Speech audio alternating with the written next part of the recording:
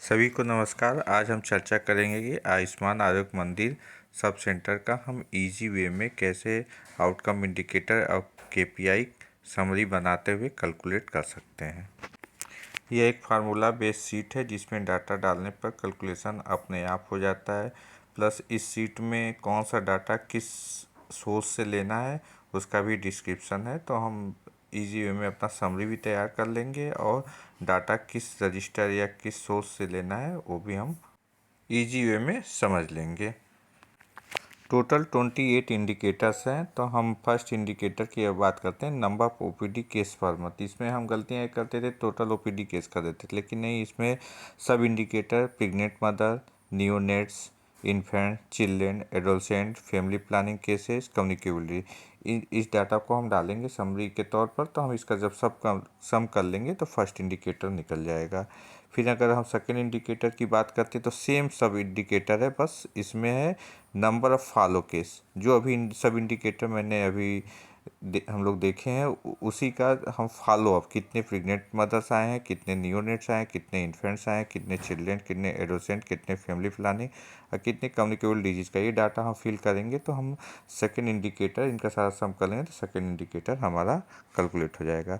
फिर third same सब indicators हैं, बस उस इंडिकेटर से रिलेटेड हम कितने केसेस को रिफ़र किए हैं, रिफ़र टू हायर सेंटर, तो उसका हम डाटा डाल देंगे। तो हमारा एक क्या नाम है, third indicator number of case refer to higher centre per month निकल जाएगा। तो इस तरह से इनका हम सम कर लेंगे तो ये थर्ड निकल जाएगा। फिर फोर्थ ईजी है, इसमें सिर्फ नंबर डालना है, number of normal delivery conducted, मतलब पर्टिकुलर मंथ में, लास्ट मंथ में, जिस मंथ का निकाल रहे हैं उसमें कितनी नॉर्मल डिलीवरी हुई है, इसका डाटा डालेंगे तो फोर्थ इंडिकेटर हमारा कंप्लीट हो जाएगा। फर्स्ट सेकेंड थर्ड इंडिकेटर की तरह ही आपका 5, 6 और 7 आपका है, जिसमें आप बस यहाँ पर सब इंडिकेटर्स आपका hypertensive, diabetic, oral cancer, breast cancer, cervical cancer, ENT, eye, oral health, elderly, palliative, medical emergency, mental health और अदर्स हो जाएंगे। तो इनका हम डाटा डालेंगे ओपीडी से, कितने ओपीडी हैं, तो हमारा 50 इंडिकेटर कंप्लीट हो गया, number of case specific OPD per month. यही हम लोग कंफ्यूज कर देते थे, दोनों इंडिकेटर फर्स्ट में और 5 में हम टोटल नंबर ऑफ ओपीडी डाल देते थे, लेकिन गलत है, मतलब पैकेज वाइज और डिजीज वाइज हमें डालना है जो कि स्पेसिफाई है इसमें। फिर आप उसी तरह से उसी सब इंडिकेटर का हम अगर रिफ़र, नंबर ऑफ़ रिफ़र डालेंगे तो आपका number of case refer to higher centre निकल जाएगा। मेनली एनसीडीज़ हैं, एनसीडीज़ के पेशेंट हैं। फिर सेम सब इंडिकेटर का हम क्या नाम है, नंबर डालेंगे, डाटा डालेंगे तो फॉलो अप केस निकल जाएगा। इस तरह से हम number of case specific package wise और ओपीडी कितने आए, फॉलो अप कितने आए, रिफ़र कितने आए, तो इस तरह से हम 5, 6, 7 डाटा कंप्लीट हो जाएगा।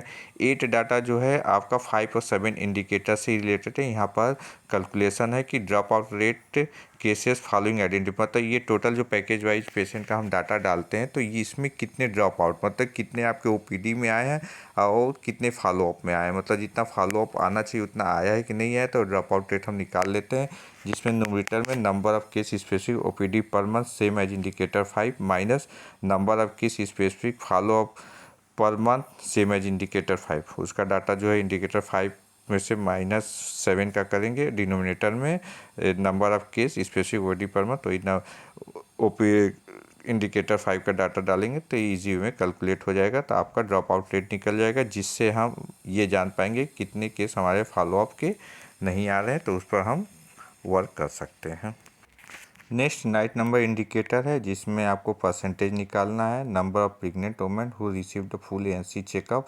इसमें ये ध्यान देना है कि जिस मंथ का हम निकाल रहे हैं उस मंथ में फुल एएनसी चेकअप ना 4 एएनसी चेकअप कितने प्रसूता महिलाओं का कंप्लीट हो चुका है, divided by total number of pregnant women registered in RMSC, मतलब total number of pregnant women, मतलब एएनसी चेकअप, एएनसी में कितने रजिस्टर हो चुके हैं लास्ट मंथ तक। तो न्यूमरेटर अपन डिनोमिनेटर मल्टीप्लाई बाय 100, तो हमें percentage women received all 4 ANC आपका निकल जाएगा।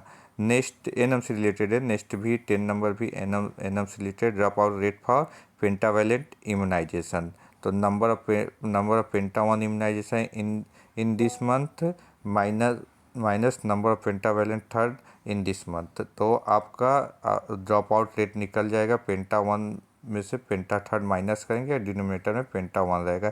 देखिए रेट और परसेंटेज में ये बेसिक डिफरेंस होता है। परसेंटेज में 100 से मल्टीप्लाई करते हैं, रेट में नहीं करते हैं, तो परसेंटेज जनरली 10, 20, 30, 40 के अराउंड निकलता है। अब रेट जनरली पॉइंट में निकलता है, 0.5, 1.5, 2.53 जो भी है। इस इंडिकेटर में 10 number indicator drop out rate for pentavalent में एक चीज़ ध्यान रखिए, कभी कभी ये माइनस में भी आता है। अगर पेंटावैलेंट थर्ड ज़्यादा लगा है लास्ट मंथ में, जिस मंथ का आप निकाल रहे हैं पेंटावैलेंट 1 से, तो आपका ये जो कैलकुलेशन हो माइनस में आएगा, तो उसे घबराने की ज़रूरत नहीं है, वो आपको प्रेजेंट करने की ज़रूरत है। और देखिए बगल में आपका सोर्स ऑफ डाटा भी लिखा है, किस रजिस्टर से मिलेगा।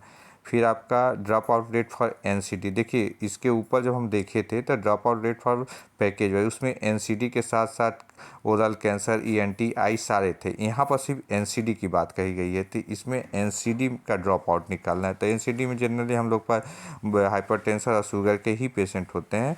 तो न्यूमरेटर में total number of NCD patient register up to that month, मतलब जिस मंथ का निकालना है टोटल एनसीडी के पेशेंट कितने रजिस्टर हुए हैं, minus total number of NCD case which are provided treatment, मतलब फॉलोअप के कितने केस आए हैं, और डिवाइडेड बाई, मतलब डिनोमिनेटर में total number of NCD patient register in RMHC up to the last month तक कितने आपके एनसीडी पेशेंट रजिस्टर्ड हुए हैं। तो आपको न्यूमरेटर अपन डिनोमिनेटर करेंगे तो आपका ड्रॉप आउट रेट निकल जाएगा। चूँकि रेट निकालना है इसलिए 100 से मल्टीप्लाई नहीं करेंगे, तो आपका 11 नंबर आपका इजी वे में निकल जाएगा। फिर इसके बाद नंबर्स हैं, number of stock out days for essential medicine, कौन कौन से मेडिसिन आपके कितने दिन नहीं रहे हैं एज फॉर IDL। मान लीजिए एग्जांपल पैरासीटामोल 3 डेज नहीं रहा, आपका सेफ्ट्राइजोन 4 डेज नहीं रहा, तो दोनों को ऐड कर देंगे तो 7 डेज आपका निकल जाए। इसी तरह से stock out days for the essential diagnostic की, जो डायग्नोस्टिक किट आपको गवर्नमेंट द्वारा दी गई है उसमें से कितने आपके नहीं रहे लास्ट मंथ में, तो ये ईजी वे में निकल जाएगा। फिर नंबर ऑफ योगा सेशन, आपका कितना योगा सेशन किए हैं, नंबर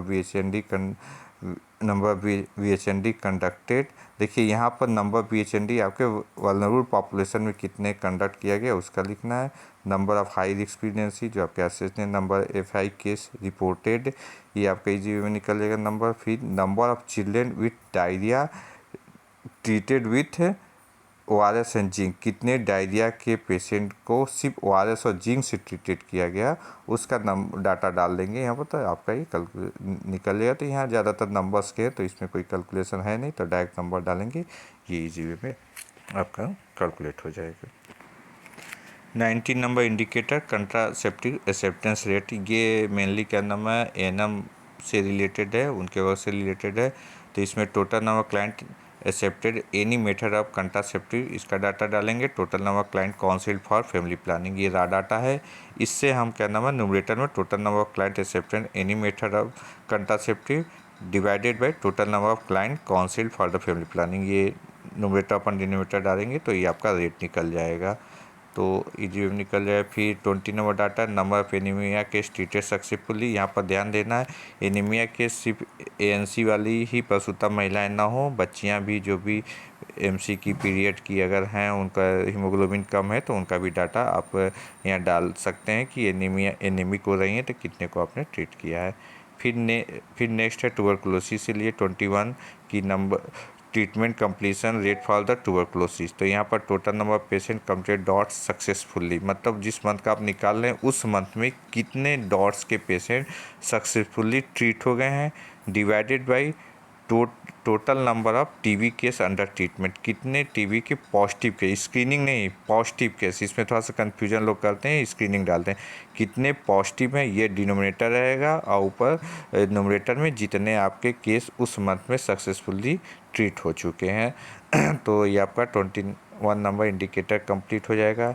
फिर आपका 22 और 23 हाइपरटेंसिव और ब्लड प्रेशर के लिए है, जिसमें आपका कितने केसेस आपके ब्लड प्रेशर के कंट्रोल हैं, तो सेम दोनों में है कि कितने ब्लड प्रेशर कंट्रोल हैं, टोटल नंबर ऑफ हाइपरटेंशन के कितने पेशेंट हैं। न्यूमरेटर अपन डिनोमिनेटर करेंगे, 100 से मल्टीप्लाई कर देंगे तो percent of case treatment achieve blood pressure control. उसी तरह डायबिटिक के कितने कंट्रोल आपके चल रहे हैं, मान लीजिए 10 में से 5 आपके डायबिटिक कंट्रोल चल रहे हैं तो 5/10 मल्टीप्लाई बाई 100, तो percent of case treatment achieve blood pressure control उस मंथ में कितने आपके कंट्रोल है परसेंटेज निकल जाएगा। इससे आपका ये भी सक्सेस रेट भी निकल जाए कितने केस को आप कंट्रोल कर चल रहे हैं, खासकर हाइपरटेंशन और हाइपरटेंशन और ब्लड शुगर के।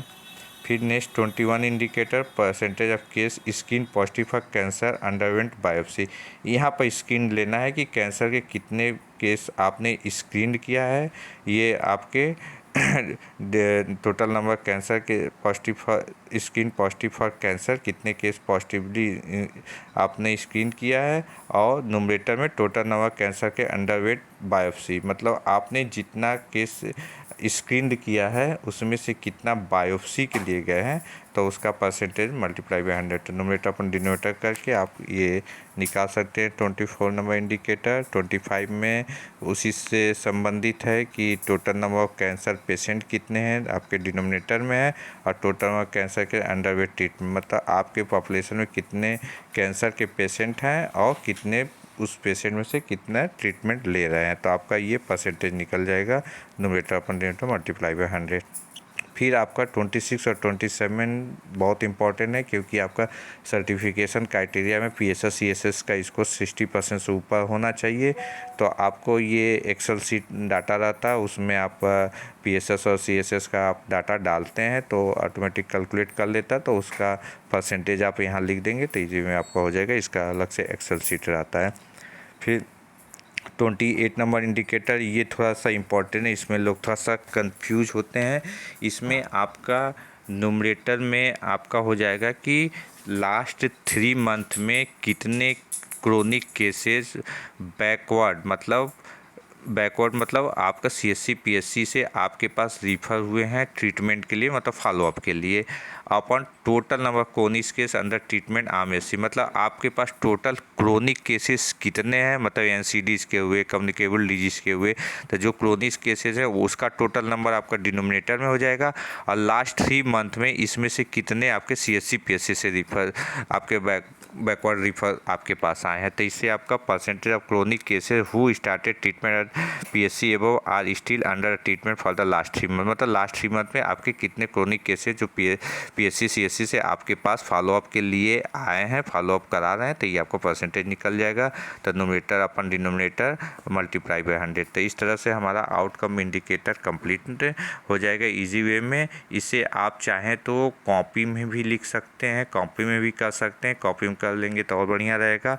आपका एक प्रॉपर समरी आपके service package wise proper summary भी बन जाएगी, और आपका हर डाटा इससे कंप्लीट हो जाए। PBI TBI भी इससे आप इजी वे में कैलकुलेट करके आप कर सकते हैं, जो जिस पर आपको इंसेंटिव मिलता है। तो ये क्या नाम है, परफेक्ट डाटा, रिलायबल डाटा आपका हो जाएगा, और प्लस साथ में आपका KPI आउटकम इंडिकेटर इनक्वास का भी कंप्लीट हो जाएगा, जिससे आपको सर्टिफिकेशन के लिए काफ़ी इजी हो जाएगा। और इसका आप समरी बनाते हैं तो समझ लीजिए 90% डॉक्यूमेंट अगर प्रॉपर समरी बनाते हैं कि कहाँ कहाँ से लिया गया है, समरी आप बना लेते हैं, तो समझ लीजिए 80 to 90% आपका रजिस्टर कंप्लीट हो जाएगा इस इंडिकेटर को अगर बहुत ही इजी वे में और समरी के रूप में अगर तैयार करते हो। Thank you so much for watching me.